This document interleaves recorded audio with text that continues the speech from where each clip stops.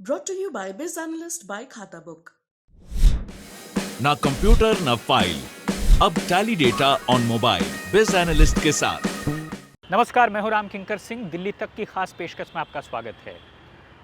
3-5 तो आपने बहुत सुना होगा, लोग कहते भी हैं आपस में कि 3-5 मत किया करो। लेकिन राजधानी दिल्ली में इस वक्त एक ऐसी पॉलिटिकल सिचुएशन आ गई है जिसमें हर कोई, खासकर एमसीडी के कर्मचारी, लाखों कर्मचारी यही सोच हो रहे हैं आखिर 3 का 1 कब होगा। यानी 3 का 1 ईस्ट, साउथ और नॉर्थ दिल्ली नगर निगम आखिर कब 1 होंगे।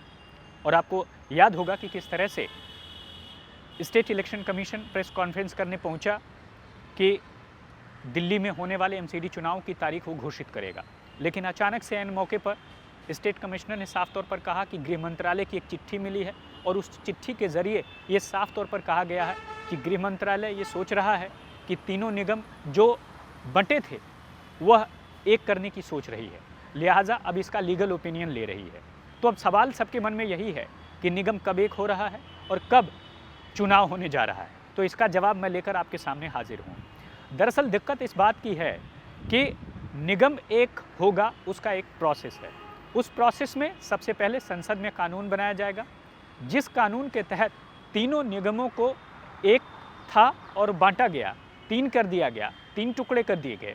उसी नियम के तहत एक निगमों को 1 किया जाएगा, जिसे यूनिफिकेशन नाम दिया गया। अब इन यूनिफिकेशन के बाद सवाल ये उठता है कि क्या निगमों के जितने वार्ड हैं उन वार्ड की संख्या पर कुछ प्रभाव पड़ेगा। इस वक्त 272 वार्ड हैं। साउथ और नॉर्थ एमसीडी में 104 वार्ड हैं, ईस्ट एमसीडी में 64 वार्ड हैं। और ऐसे में 272 वार्ड की संख्या क्या रहेगी, या फिर कम होगी या फिर ज़्यादा होगी। लेकिन इन सब के बीच सवाल यही है कि समय कब तक है स्टेट इलेक्शन कमीशन के पास। ये समय है 18 मई तक का, क्योंकि 2017 में जब चुनाव हुआ था तब 18 मई में उत्तरी दिल्ली नगर निगम का जो गठन है वो हो गया था। यानी एक जो डेट मानकर चली जा रही है कि 18 मई से पहले, चूँकि तीनों निगमों का कार्यकाल खत्म हो जाएगा, लिहाजा उससे पहले चुनाव करा लेना होगा और ये जिम्मेदारी स्टेट इलेक्शन कमीशन की होगी। इलेक्शन कमिश्नर ने जब प्रेस कॉन्फ्रेंस किया तो साफ तौर पर ये कहा था कि अभी लीगल ओपिनियन ले रहे हैं और लीगल ओपिनियन के बाद वो 8 से 10 दिन में फिर मिलेंगे। अब इस बात को 2 से 3 दिन हो गए, तो जाहिर तौर पर अब देखना ये होगा कि निगम कब 1 हो रहा है और 3 का 1 होने में क्या उससे पहले हो जाता है, क्या उससे पहले संसद में कानून बन जाता है और उसके बाद से सारी कार्रवाई आगे बढ़ती है। लेकिन आपको बता दें कि निगम की जो स्थिति है वो ये कि दिल्ली का निगम एक ऐसा निगम है जो कि सिर्फ शहरी इलाकों में नहीं, बल्कि दिल्ली के 11 ज़िलों में तकरीबन 8 ज़िले ऐसे हैं जहां पर निगम साफ़ सफाई, रखरखाव, सड़कों की मरम्मत और दूसरे तमाम जो सिविक एजेंसी से संबंधित काम होते हैं वो करता है। ऐसे में यह एक तरह से नायाब निगम है। और दूसरा आपको ख़ास तौर पर मैं बताऊं कि अगर टोक्यो के बाद की हम तुलना करें तो पूरे दुनिया की सबसे बड़ी एमसीडी है ये। लिहाजा केंद्रीय नेतृत्व यह चाहेगा कि निगम उसके पास रहे। और यूनिफिकेशन का मुद्दा अपने आप में बहुत बड़ा है, क्योंकि इससे लाखों कर्मचारियों को बहुत फ़ायदा होगा। उनको वक्त पर सैलरी मिलेगी, डॉक्टरों को सैलरी मिलेगी और साथ ही साथ जो कर्मचारी हैं वो लगातार अपने तरीके से मांग करते रह रहे हैं। एमसीडी एम्प्लॉयज़ यूनियन, उसके कन्वीनर एपी खान हैं। जब ये यूनिफिकेशन की बात सामने आई तो उन्होंने साफ तौर पर ख़ास बातचीत के ज़रिए ये बताया कि 3 साल से वो मांग कर रहे थे कि यूनिफाइड किया जाए, तीनों निगमों को 1 किया जाए। इससे दिक्कत जो है वो ख़त्म हो जाएगी, ख़ासकर एम्प्लॉयज़ की।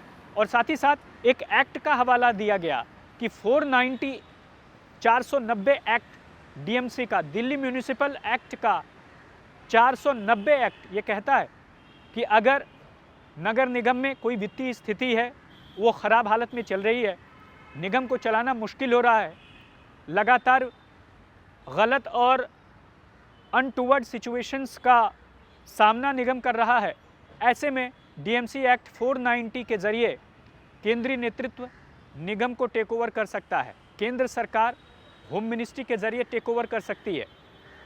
ऐसे में अब देखना ये होगा कि जब ये चीज़ें हुई 3 साल से वो मांग कर रहे थे और अभी तक यूनिफिकेशन की बात नहीं उठी, लेकिन चुनावों से ऐन वक्त पहले यूनिफिकेशन की बातचीत को सीधे तौर पर उठा दिया गया।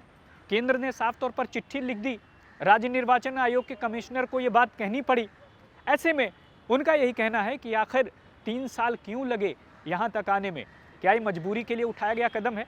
जब कोरोना में सैलरी नहीं मिल रही थी, जब लोग यहाँ पर कुछ कर्मचारी ऐसे थे जिनकी ऑक्सीजन के भाव में जान चली गई, सैलरी न मिलने की वजह से कईयों का घर नहीं चला, ऐसे में सवाल यही उठता है कि यह 3 साल पहले क्यों नहीं हुआ और अभी क्यों? लेकिन वो कह रहे हैं कि जब देर से ही सही, कम से कम सही कदम पर आए तो अब इसे यूनिफाइड किया जाना चाहिए। और यही वजह है कि सभी कर्मचारी निगम के इस वक्त बहुत खुश हैं और वह सामने नहीं कह सकते, क्योंकि अक्सर सरकारी कर्मचारी डरता है बातचीत करने से, किसी इशू पर बोलने से, क्योंकि उसे अपनी नौकरी का डर सताता है। इन सब के बीच सभी खुश हैं, अंदर से, बाहर से, हर तरफ से, चारों तरफ से, और ये कह रहे हैं कि निगम यूनिफाइड होना ही चाहिए, क्योंकि इससे सैलरी का संकट दूर हो जाएगा। और साफ तौर पर जो अब सवाल ये उठता है, जो आखिरी चंक में मैं आपको बताऊंगा कि रोटेशन होगा या नहीं होगा। इस वक्त रोटेशन की स्थिति है। ऐसे में जो तमाम पार्षद हैं उनके टिकट कट गए, स्टैंडिंग कमेटी के चेयरमैन, मेयर्स के टिकट कट गए। जो पिछले 5 सालों से काम के जरिए या अलग अलग तरीक़ों से अपनी राजनीतिक ज़मीन को पुख्ता करने में लगा हुआ था, वह लगातार अब पीछे हट रहा है, उससे हो नहीं पा रहा है, क्योंकि रोटेशन की वजह से जो सामान्य सीट थी वो महिला हो गई और कई महिला सीट सामान्य हो गई। बहुत सारी सीटों को आरक्षण की मार झेलनी पड़ी, क्योंकि आपको पता है कि दिल्ली नगर निगम में तकरीबन अधिकतर सीटें महिलाओं के लिए और साथ ही साथ अनुसूचित जाति के लिए आरक्षित भी हैं। और पहले 3 साल में मेयर की सीट भी आरक्षित है जो महिला होती है, और दूसरे 3 साल में वह अनुसूचित जाति का कोई शख्स होता है। तो साफ तौर पर ये देखा, ये बड़ी क्रूशियल सिचुएशन है। ऐसे में सबकी नज़र लगी हुई है कि आखिर ये तीनों निगम कब एक होंगे। इस सवाल का जवाब हर कोई जानना चाह रहा है। जाहिर तौर पर सबकी निगाहें टिकी हुई हैं कब संसद की तरफ से ड्राफ्ट आएगा, कानून आएगा, और उसके बाद से वह आगे की तरफ बढ़ जाएंगे और तीनों नगर निगम एक होने के बाद स्थिति बहुत अच्छी हो जाएगी।